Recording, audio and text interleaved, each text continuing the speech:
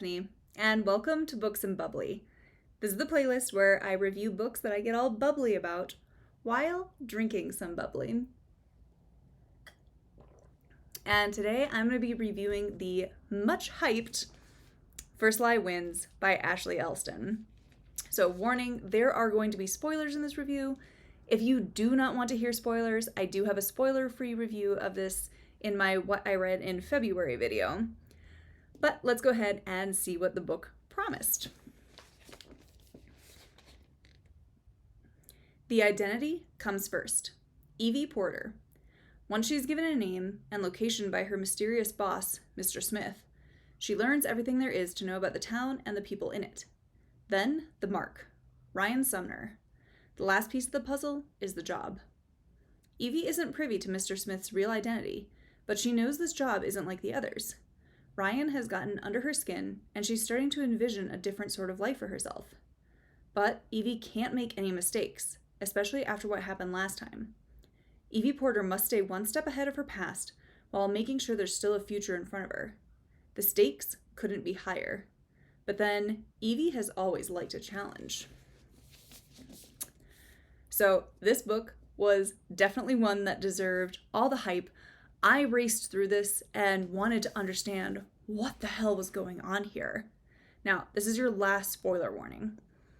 So we start with our main girl, Evie Porter, but as we already know, that is just an alias. Evie is meeting her marks, Ryan's friends, to basically hide in plain sight as she works the job, even though she knows that Ryan is her target. She doesn't know what her real job is yet, but she's just settling in. Then she meets one of Ryan's old friends who is struggling, and his name is James, and his new girlfriend, Luca. Luca Marino, to be exact.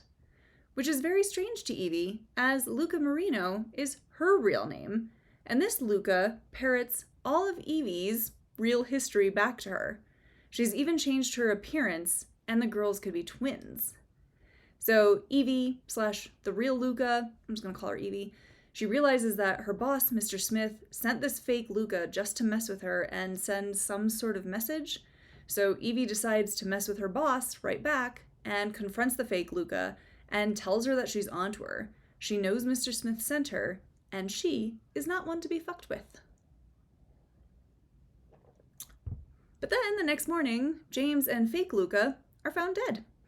So Evie is upset because her one thing, she's upset because people died, but her one thing that she has been working towards this entire time was getting her real identity back and living her life again as Luca Marino, and that has now been taken from her.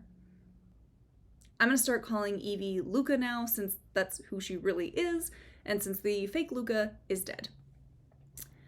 So Luca realizes that shit just got real, and her boss is pissed and has something really big planned since he took her true identity away from her. She really needs to double down on her efforts and figure out what the job is with her current mark, Ryan. So Ryan is not a real gentleman. He is a very morally gray character and is running a shady business with a legit trucking business at the front to keep it hidden. So Luca begins to piece together that Mr. Smith might want to take over Ryan's shady business because he does a lot of trafficking of high-priced goods. So things continue to get worse and reach a breaking point when the cops question Luca in the murder of her last target, Amy Holder.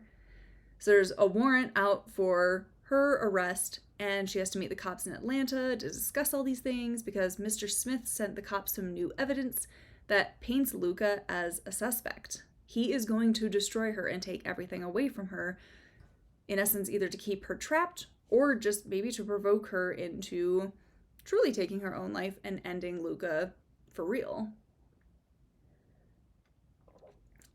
So Ryan has a good friend whose name is Rachel. She's a lawyer, but she is extremely suspicious of Luca as she's posing as Evie.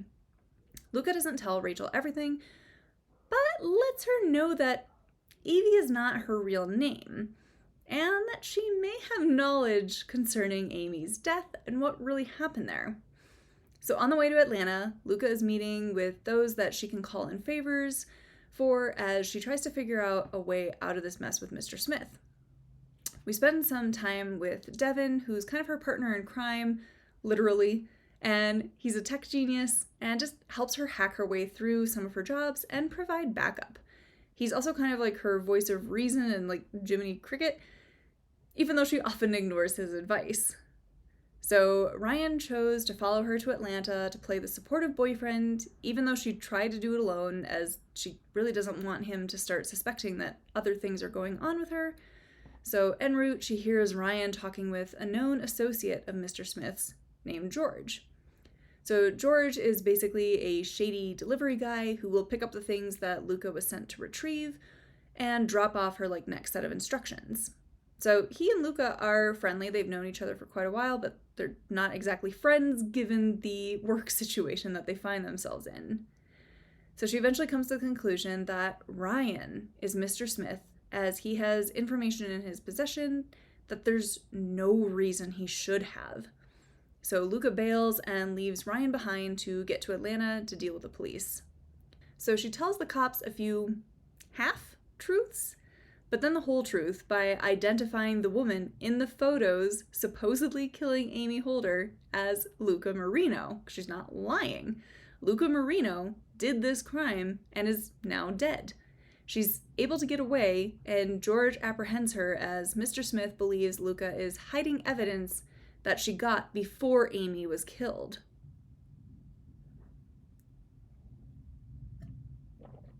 So we get our big reveal that George is actually Mr. Smith, and Luca knew this. She lured him to meet her to have the upper hand on him, as she did get evidence from Amy. Evidence that showed Mr. Smith was double-crossing one of his clients, a crime family. Not exactly the people you want to be double-crossing. So she has told the crime family who Mr. Smith is and is now going to hand him over so they can deal with him themselves. He's taken away and is most likely sleeping with the fishies now. So Luca reunites with Devin and Amy. So we find out that Amy was also an agent of Mr. Smith's and worked with Luca to bring him down so that they could escape the life together. So this leads to probably one thing that I did not like about this book. Everything else was so fantastic. The plot twist came at the right time. I was so invested in the story. But the ending. It's fine. I like it, I guess. It gets kind of ruined on the very last page, though, when we have Luca going to work and then Amy calls her Miss Smith. So, why? These women work so hard to get out from under their corrupt boss, but now they're going to continue the cycle? They're just going to take over? Why? This is a case of personal preference versus craft. The ending is well crafted. And it does work. I don't like it, but it does work with the story. It just kind of disappointed me. But other than that, the unraveling of what Luca was doing and why she's doing it was really well plotted and paced. The tension was very real as I read this because I kept expecting to find out that Devin was double-crossing her, or worse, that Devin was going to be Mr. Smith. I really was looking closely at him for most of the story, and obviously I did wonder if Ryan was also in on it. So those two twists did work out really well for me. It was a really great reveal to find out that it was George, who was an active character, but didn't do anything evilish to call attention to himself as Mr. Smith. I even bought it when Luca jumped to the conclusion that it was Ryan. So again, I was pleasantly surprised that it wasn't them. The reveal worked, and it caught me off guard. So bravo, Elston. The book is also very complex, and there were times that I was trying to remember who the people were that Luca was interacting with and how she had known him in the past, but it does all weave together, and again, it all really worked. And we don't have to wait until the end for all the reveals or major exposition dump. Everything works and it's just well plotted and well paced. The book is told in alternating timelines. So we have our present and then our flashbacks that take over a series of looking at Luca's previous jobs and her previous identities. So there is a bit to keep track of, but again, it all works in the end, and you start to realize why we're reading these past timelines, because some of them are like, what is this? Why is this a detour from like the main plot line? But it does come full circle. I also really have to say, I liked Luca. She's not a too stupid to live protagonist. She was layered, she's resourceful, sly, brave, and very morally gray. I mean, obviously she's a con artist. She's doing what she needs to do to survive and feels guilt at some of the things that she's done. She read like a woman who's been hardened over the years, but doesn't actually want to lose her humanity completely. Luca has done bad things, but I still really liked her, and I found her easy to root for.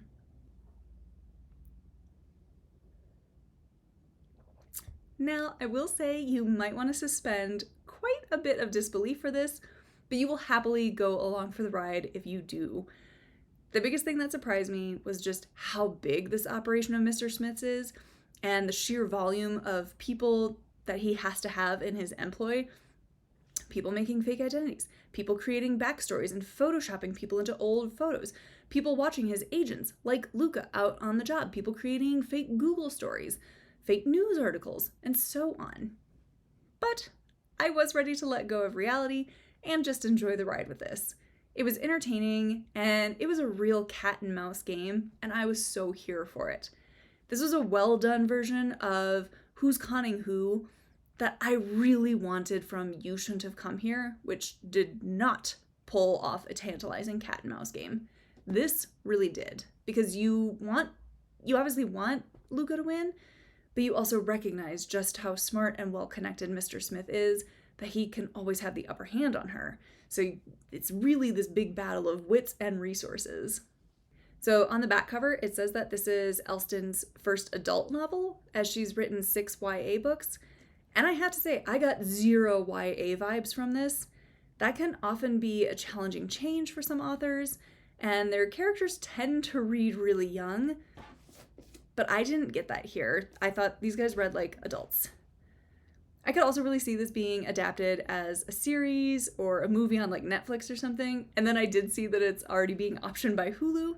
So I do think I will want to check that out I guess it's still just being optioned, when it comes out, because I think it'll play just as twisty and like thrilly on the screen as it did on paper.